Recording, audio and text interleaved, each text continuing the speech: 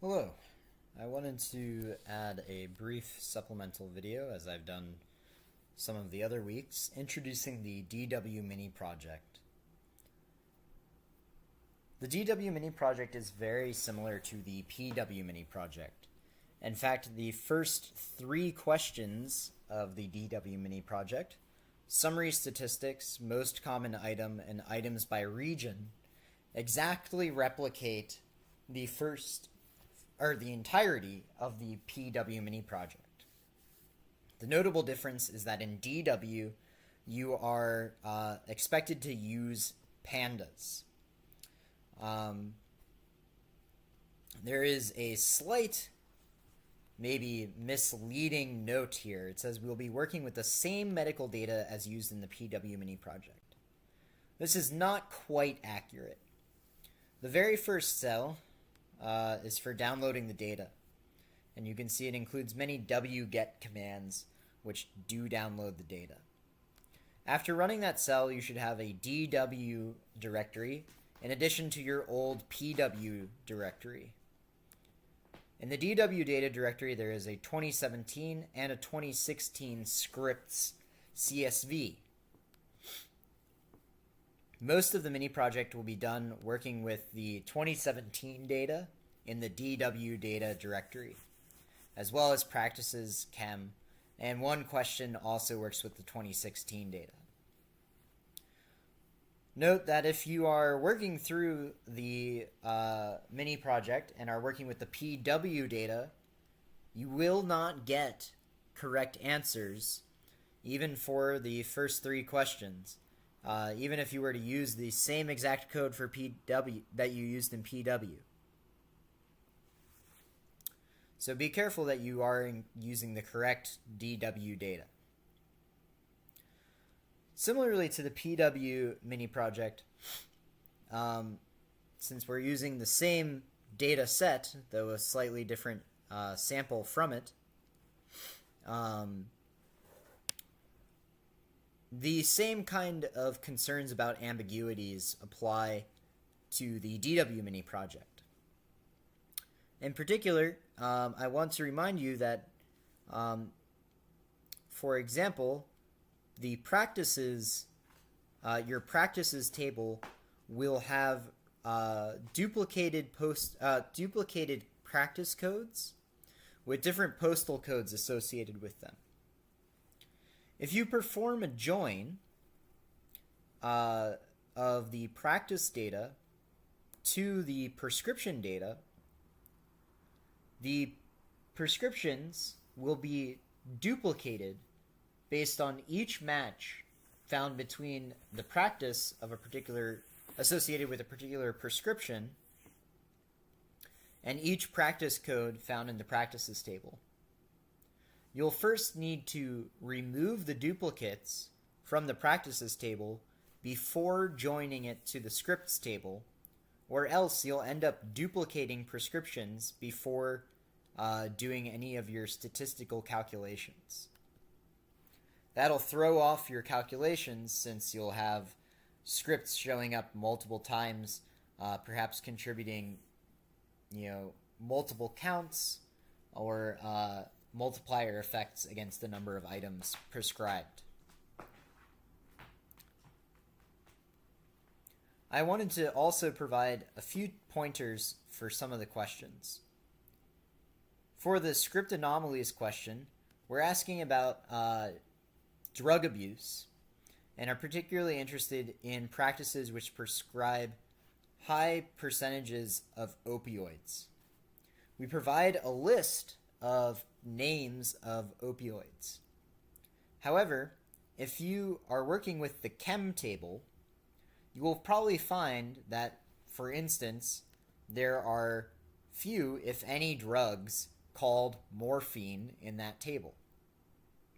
However, you may find drugs such as dimorphine. That is also an opioid. You should be searching for any drugs which contain any of these strings as substrings in the drug name.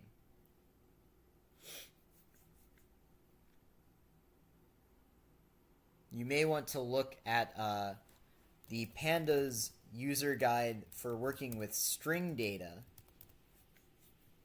or working with text data for advice on how to look for substrings in a Pandas series.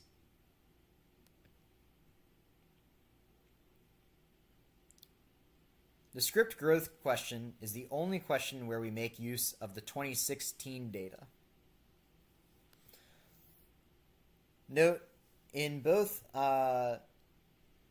script anomalies, question 4, as well as rare scripts, question 6, we ask you to calculate z-scores. You may have to think about how you're going to calculate the standard errors for the z-scores in these two different problems.